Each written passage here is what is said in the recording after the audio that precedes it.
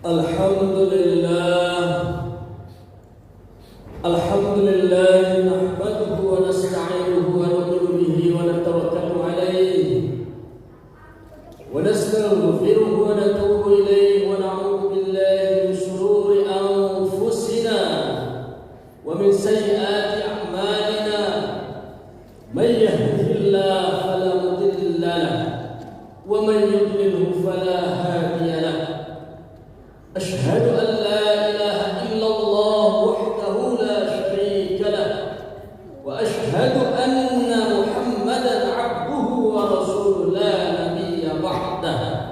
Allahumma shalli wa sallim wa barik wa tarham wa tahannan ala abdika wa rasulika sayyidina wa maulana Muhammadin sallallahu alaihi wasallam wa ala alihi wa ashabihi wa man tabi'a huda amma ba'd. Fa ya ayyuhan nas wa ya ayyuhal hadirun ittaqullaha haqqa tuqatih wa la tamutunna illa wa antum muslimun. Usikum wa nafsi bitaqwallah faqad fazal muttaqun. Qala Allah Ta'ala fil Qur'anil Karim wa huwa asdaqul qailin. A'udzu billahi minasy syaithanir rajim. Bismillahirrahmanirrahim. Ya ayyuhalladzina amanu taqullaha haqqa tuqatih wa la tamutunna illa wa antum muslimun. Wa qala fi ayatin ukhra ya ayyuhan nas ittaqu rabbakumul ladzi khalaqakum min nafsin wahidah خلق منها زوجها وبث منهما رجالا كثيرا ونساء واتقوا الله الذي تساءلون به والأرحام إن الله كان عليكم رقيبا. Shadaqallahul adzim. Hadirin jamaah salat Jumat rahimakumullah. Alhamdulillah kita bersyukur kepada Allah Subhanahu wa taala.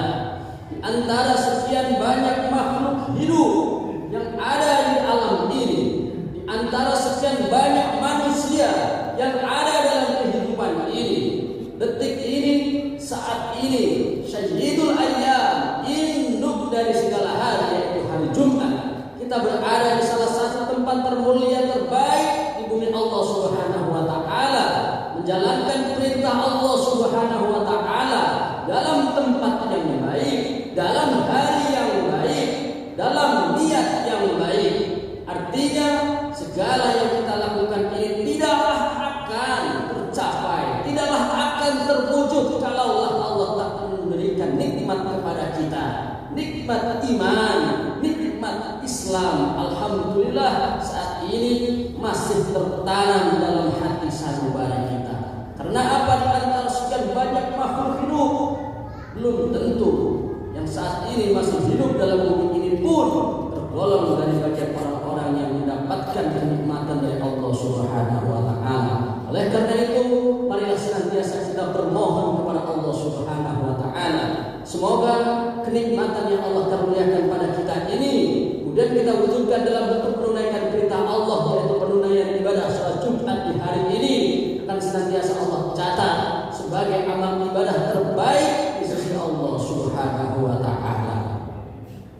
Hadirin jamaah salat Jumat rahimakumullah.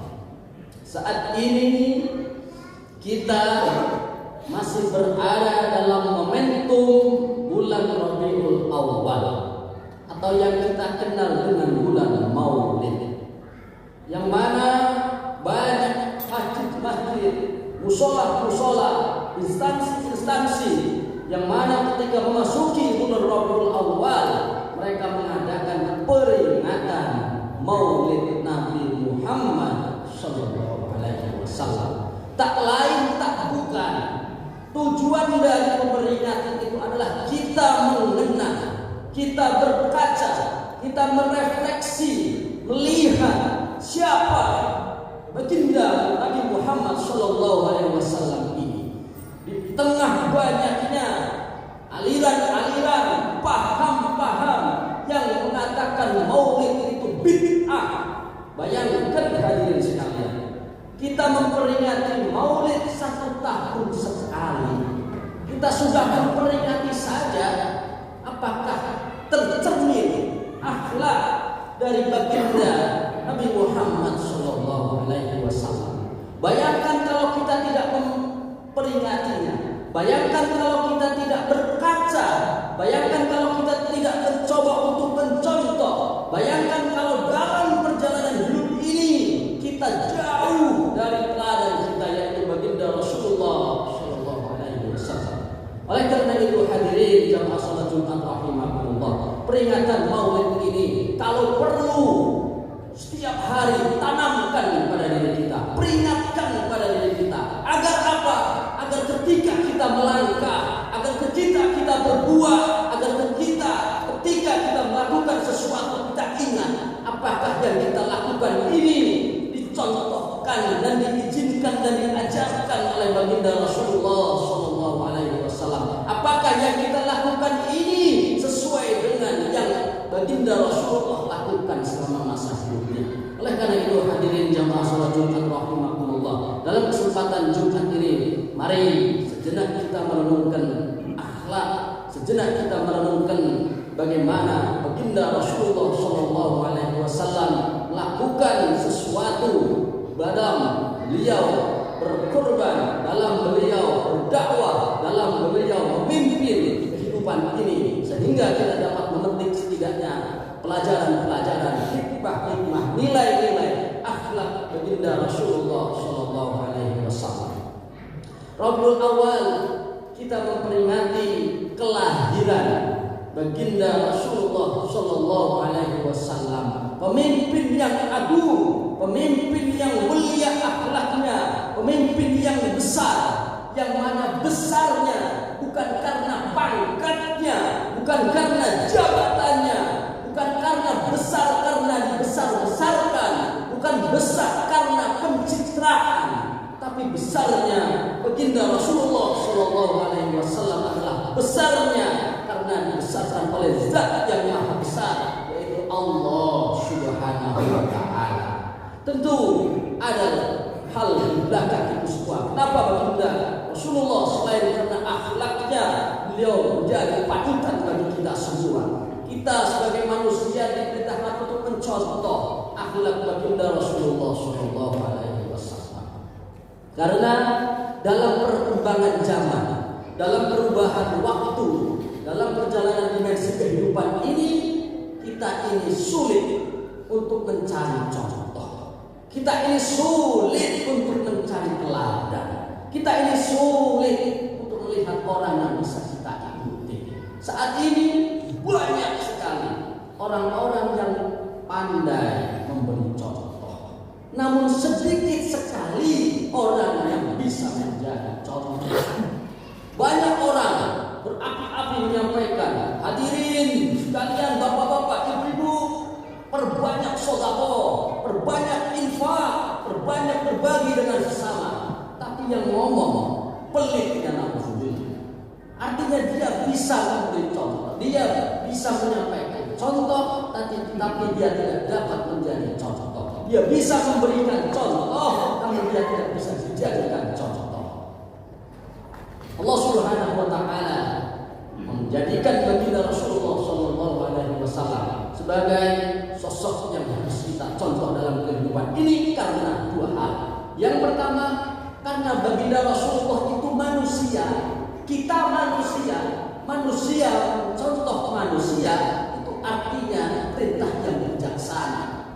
Bayangkan kalau yang disuruh contoh adalah malaikat, tidur tidak, makan tidak, ibadah semasa hidupnya. Bayangkan kalau kita disuruh mencontoh malaikat, berat luar biasa.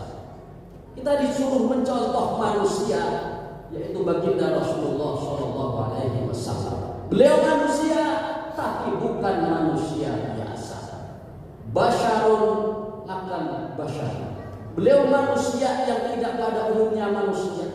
Beliau manusia yang luar biasa karena kehebatannya, karena keluar biasaannya itulah maka kita manusia disuruh nyontoh beliau. Bahkan Imam Basyari menyampaikan, kehebatan Rasulullah Shallallahu Alaihi Wasallam itu dalam semua dimensi. Ketika beliau duduk hebat, ketika beliau berjalan hebat, ketika beliau makan hebat, ketika beliau memimpin hebat, ketika beliau melakukan apapun hebat.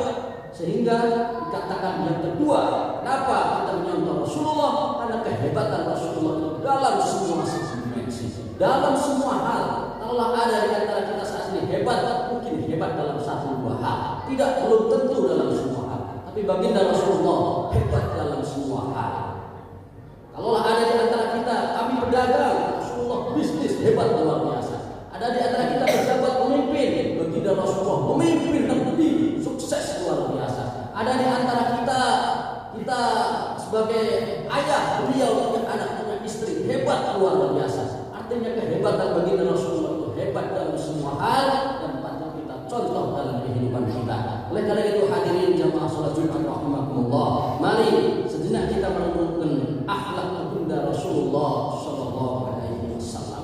Yang pertama adalah akhlak baginda Rasulullah kepada Allah Subhanahu wa taala. Beliau mendidik akhlak dengan akhlak. Yang pertama akhlak kepada Allah Subhanahu wa taala.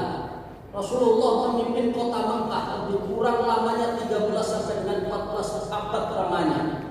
Pada saat itu Rasulullah membangun pondasi yang hebat luar biasa, pondasi yang kuat luar biasa, pondasi keimanan yang luar biasa. Kalau umpama masjid ini dibangun megah seperti ini, pasti awal pembangunan terdapat pondasi-pondasi yang luar biasa. Dan pondasi keimanan itulah yang pertama dibekalkan oleh Rasulullah kepada umatnya. Apa akhlak kita kepada Allah? Akhlak kita kepada Allah adalah dengan melakukan dua hal. Yang pertama, kita tidak menyembah selain kepada Allah.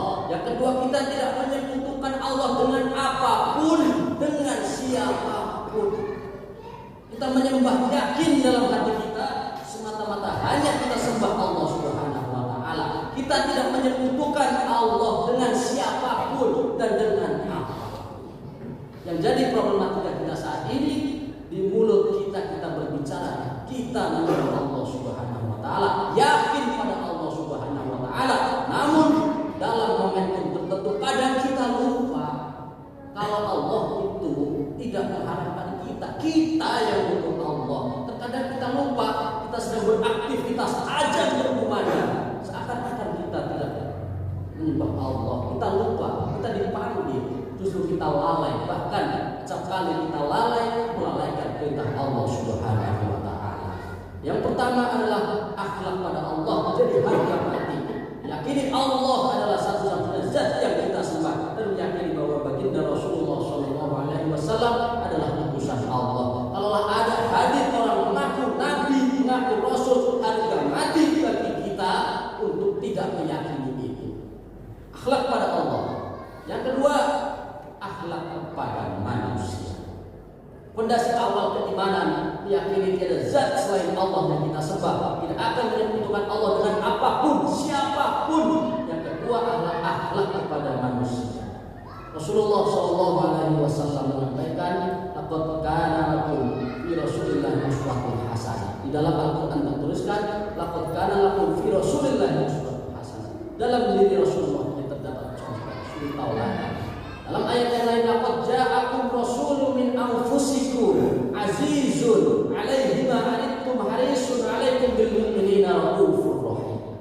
Bahwa baginda Rasulullah ketika beliau menyampaikan sesuatu itu dengan lemah lembut, dengan kasih sayang. Beliau mengajak orang untuk beriman, itu mengajaknya dengan kasih sayang. Tidak ada beliau mengajak marah-marah pada yang diajak. Kalau nggak mau masuk neraka, kalau nggak mau bunuh. Baginda Rasulullah mengajak dengan kasih sayang, dengan lemah lembut, mengajarkan bahwa agama ini adalah agama kasih sayang, mengajarkan bahwa yang beliau lakukan adalah hal-hal yang penuh dengan kasih sayang. Yang pertama adalah penuh dengan kasih sayang dalam melakukan ajarannya. Metode yang dilakukan Rasulullah ketika beliau mengajak umatnya untuk beriman. Satu misal, beliau mengajak umatnya untuk menjalankan sholat. Ketika ketika beliau mengajak untuk sholat, maka beliau melakukannya. Shollu kama ra'aitumuni usolli. Sholatlah kalian sebagaimana saya sholat. Beda dengan kita saat ini. Di antara perkembangan zaman saat ini, banyak orang nyuruh sholat, banyak orang nyuruh sedekah, banyak orang nyuruh jangan sombong, banyak orang nyuruh yang baik, jangan angkuh, tapi dia sendiri jauh dari apa dia. Baginda Rasulullah mengajarkan kepada kita dengan kasih sayang, dengan lemah lembut, dengan contoh teladan. Jangan sampai kita mengajak orang ke arah kebaikan, justru kita berbalik arah, lakukan hal-hal yang tidak kita sampaikan. Perintah tidak hanya dengan ucapan, tidak hanya dengan ungkapan, tapi Rasulullah mengajarkan bahwa perintah itu harus kita tunjukkan dalam bentuk tindakan. Kemudian yang terakhir, baginda Rasulullah SAW itu tidak tega melihat umatnya dalam kesulitan. Rasulullah SAW tidak rela melihat umatnya menderita. Sebagai seorang pemimpin, siapapun kita saat ini, apapun jabatan kita yang kita emban saat ini, bayangkan sedikit, renungkanlah pelajaran ini, renungkanlah ketiga akhlak ini. Kalau saat ini ada di antara kita memiliki jabatan dalam pekerjaan kita, dalam kehidupan kita, apapun itu, bayangkan Rasulullah tidak rela melihat umatnya menderita. Bayangkan dengan diri kita, kalau saat ini kita ada jabatan, apakah kita rela melihat amanah yang melekat pada badan kita justru membuat orang yang kita pimpin sengsara? Jangan sampai amanah yang Allah amanahkan pada diri kita ini menjadikan kelak pertanggungjawaban kita di sisi Allah menjadi pertanggungjawaban yang teramat berat. Maka jadikanlah amanah, jabatan, pangkat, pekerjaan apapun yang saat ini kita miliki sebagai jalan bagi kita untuk meningkatkan akhlak, menanamkan akhlak baginda Rasulullah SAW pada diri kita. Semoga kelak pada akhirnya nanti ketika kita dipanggil menghadap Allah Subhanahu Wa Taala, kita kelak akan dikumpulkan bersama dengan orang-orang terbaik di sisi Allah Subhanahu Wa Taala. Barakallahu fiikum fil Qur'anil Azim. Nafa'ani wa iyyakum bima fihi min al-ayati wa dzikril hakim. Wa taqabbal minni wa minkum tilawatahu innahu ghafurur rahim. Allahumma shalli ala sayyidina Muhammad wa ala ali sayyidina Muhammad.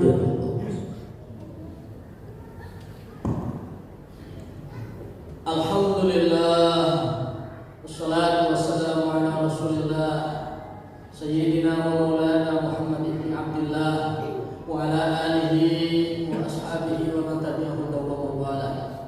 Asyhadu an la ilaha illallah wahdahu la syarika lah wa asyhadu anna Muhammadan abduhu wa rasuluhu la nabiyya ba'dah. Allahumma shalli ala sayyidina Muhammad wa ala ali sayyidina Muhammad. Ya ayyuhal hadirun, ittaqullah haqqa tuqatih wa la tamutunna illa wa antum muslimun. Usikum wa nafsi bittaqwallah faqad fazal muttaqun.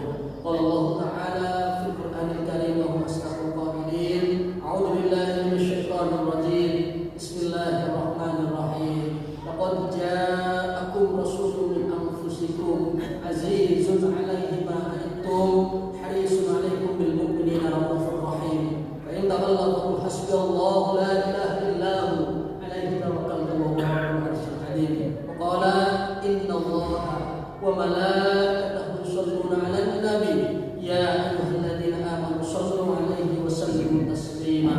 اللهم صل على سيدنا محمد وعلى آل سيدنا محمد. اللهم اغفر للمؤمنين والمؤمنات والمسلمين والمسلمات الأحياء منهم والأموات إنك على كل شيء قدير. اللهم أعز الإسلام والمسلمين. اللهم انصر إخواننا المسلمين والمجاهدين في فلسطين في كل وقت في كل الزمان والمكان برحمتك يا أرحم الراحمين. اللهم ارفع الغلاء والبلاء والوباء والفحشاء والمنكر والسيوف المختلفة والشدائد والمحن ما ظهر منها وما بطن من بلدنا هذا خاصة ومن بلدان المسلمين عامة إنك على كل شيء قدير. ربنا آتنا في الدنيا حسنة وفي الآخرة حسنة وقنا عذاب النار. Ibadallah, innallaha ya'muru bil 'adli wal ihsan wa ita'i dzil qurba wa yanha 'anil fahsya'i wal munkari wal baghi ya'idukum la'allakum tadhakkarun.